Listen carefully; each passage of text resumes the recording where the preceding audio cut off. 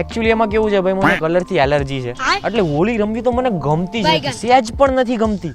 અને એમાં પાણીનો કેટલો બગાડ થાય, અને જે વસ્તુમાં બગાડ થાય એ વસ્તુ તો મને જરા બી ગમતી જ નથી.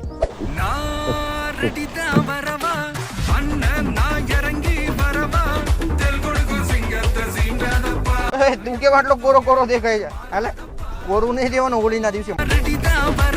પણ એડું એને ભાળજો, મારી પ્રીતિને કોક એડું છે, આઠે ને ભાઠી એના ઢીંડા ભાંગી નાખીશ. આવું છું પ્રીતિ, હું ફોન મૂકતું.